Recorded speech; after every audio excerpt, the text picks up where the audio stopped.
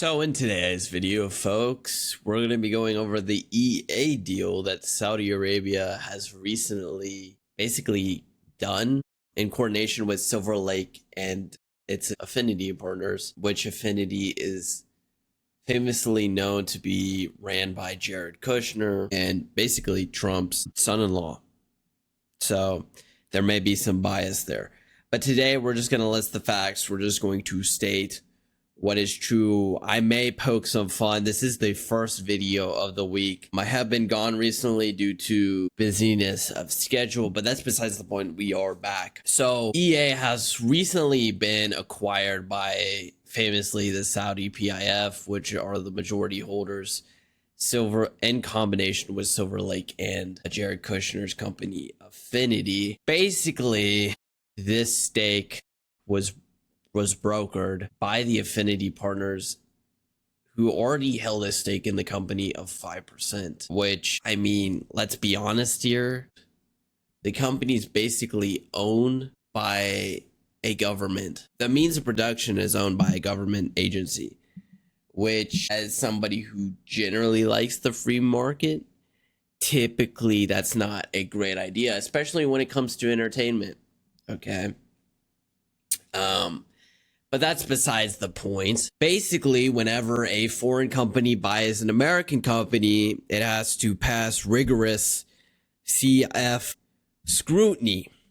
Okay. It has to pass this test done by CFIUS, okay, for short. It's basically the Committee on Foreign Investment in the United States. But they could bypass this in their acquisition due to this idea of possible AI usage in EA and this AI kind of investment program we have in our law right now, because we love AI. We love our AI overlords. For the record, here at Junkyard Incorporated, we will sell out for our AI overlords for the small price of $20 million. You can buy the whole channel for $100 million. For some odd reason, the other host want to give our editor a cut of that. I hate the fucking editor. Hate him. Can't stand the guy. Don't even know why they like him. Honestly, if it was up to me, I wouldn't even pay the guy. Wouldn't even pay the guy. Unfucking believable. The shitty work that guy does. Anyway, besides the point, for some odd reason, he still to this day makes the scripts for this channel. The outlines to a degree. So I guess we have to give him something, you know, and maybe $2 at the end of the day, but that's besides the point. CFIUS is basically a law we have here in the US. It's kind of a protectionism law, which I'm not the biggest fan of sometimes, but to each their own. You know, it is a regulatory law. So, I mean, everybody should have to do it regardless of whether you're the son-in-law of the standing president or a previous president. I think that's pretty fair to say. You know, the Saudi PIF fund pension, or I don't know if it is a pension fund specifically, but I know it is a fund ran by Saudi. And, you know, I don't know if we really just want to be bypassing our CFIUS regulations in order for Saudi to buy a company at 25% over valuation. I don't really know what their play is. I would like to understand why they paid 25% over market share or market fair price. Because if you know how the stock market works, fair price is technically directly equated to the stock market price.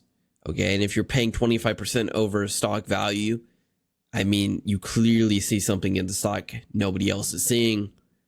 So having a CFIUS, rigorous CFIUS regulation is typically good, especially in cases like this, where the deal seems somewhat fishy.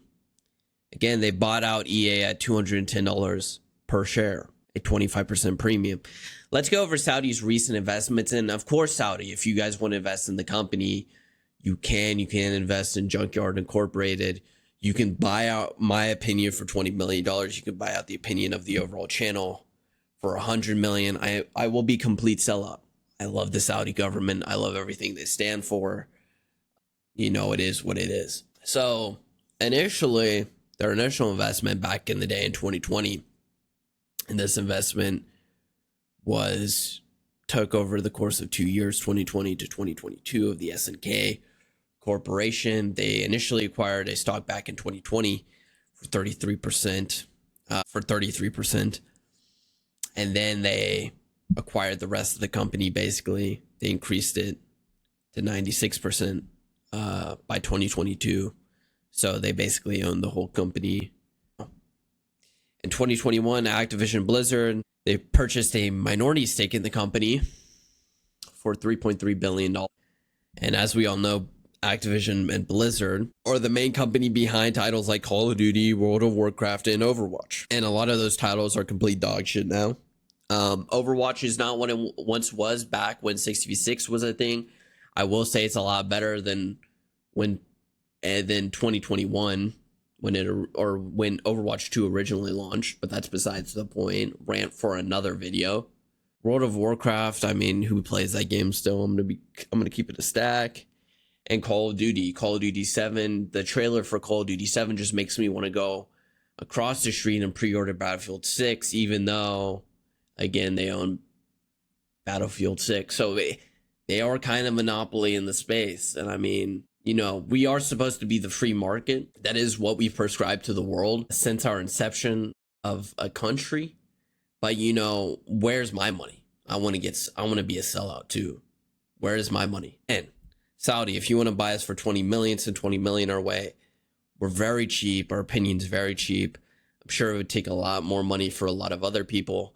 For us, for me, it's the lowly price of 20 million again. Just send 20 million my way and I'll be a complete sellout. In 2021, with Take-Two Interactive, they acquired a minority stake, approximately 6%. And here's my main problem with this, right? They've acquired stakes across the overall space, and we're going to keep going here in a second just to cement this point. They've acquired so much in the overall gaming space. They're practically a monopoly. The Saudi PIF fund is practically a monopoly, which I don't mind, as a sellout, and hopefully a continual sellout if I get that bank wire transfer of 20 million or 100 million alternatively for the whole channel. I will be flipped on this issue. I will love the fact that it's a monopoly in this space. And you guys will see it immediately. Electronic Arts was also, they acquired a minority stake in of 9.9% back in 2021. EA's largest shareholder at the time. And of course, they proceeded to then do a full buyout within the past month. 2022, Nintendo, they acquired a 5% stake in originally, and then that was increased to an 8.26% stake. And later reports have said that they've increased it by another 4 to 5%. So, they're sitting at around 13%, some say. But we know for sure they are sitting at around 8.26%. In 2022, they've purchased an initial stake of 8% in the company for approximately $1 billion. If you don't know the Embracer Group, they make games like Tomb Raider and Saints Row. 2022 in Capcom, they acquired around 5% stake of the company with an initial investment of $1 billion. If you don't know Capcom, they made Street Fighter, Resident Evil, I guess Capcom and Nexon, so they own 5% of both. And Nexon has made Maple Story and Dungeon Fighter. Going back on Capcom, Monster Hunter Wilds is a dog shit game made for dog shit players, I guess. I don't know. People still like that game. People still want to jerk it off, I guess. Even though the reviews are overwhelmingly negative 6 months past the original release date. Besides the point, I was right about that. 2022, this is really when they started investing in the esports side of things. They started with ESL and Facet. They acquired the esports tournament organizers for $1.5 billion. And they basically merged the two companies into the ESL Facet group. Basically the world's largest esports company, which is kind of crazy. They just did that. They just decided to do that. Again, we are openly willing to sell out here, Saudi. So if you want to buy our company, send a little million our way, which again is approximately 1/50th of your investment in, for example, Capcom, Nexon, or 1/50th of that investment. So we'll sell out for 1/50th of what these guys are selling out for. Don't worry. We're here. We're ready. We're prepared to sell out. 2023 with Scopely, I mean, they had a full acquisition for around $4.9 billion via, again, the Savvy Group. So the way a lot of monopolies work, the way they horizontally and vertically integrate in a lot of these industries, is they basically come at it from different organizations. They integrate through several different organizations.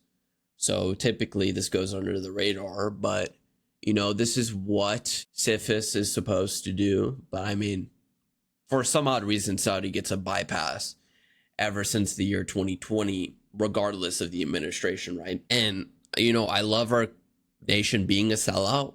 I just want it to trickle down to me, you know. I just want to be a part of the sellout. You know, where's my $20 million? You know, that's what I want. That's what I want. And, you know, Jared Kushner's Affinity Group investment firm just so happens to have a lot of money from the Saudi PIF. He just happens to be under $200 billion, around $200 billion of money from Saudi that he is managing. I like that word. I like the word managing. I like it a lot. You know, Saudi, if you give me $20 million to manage your money, just manage it and have a premium on that money, that'd be great. That'd be great. You know, I like the initial investment into my company at 20 million. Again, you can buy the whole company out for 100. You just have to buy my opinion out on the channel for 20. You know, the problem with buying the whole company out is you're giving our editor money. And I don't like the editor, so, but that's besides the point. As always, folks, I love Saudi. I love Silver Lake. I love the affinity partners, and of course I love Jared Kushner. I love him. You know, I just want 20 million. I just want, where's my slice of the pie? I want to sell out too. Again, I'm not knocking them for selling out. Why would I ever do such a thing? Why would I care about this space? I don't care about this space. I decide to actively not care about the space. I just want my money. That's all I want. That's all I want. I want my money out. I want to be the next Dave Chappelle. How do I sell out as quickly as possible? That's all I want. Money speaks louder than words, in my opinion. And as such, as always, folks, I hope y'all have a great rest of your day. And as always, don't stop junking it out. It's needed. It's required.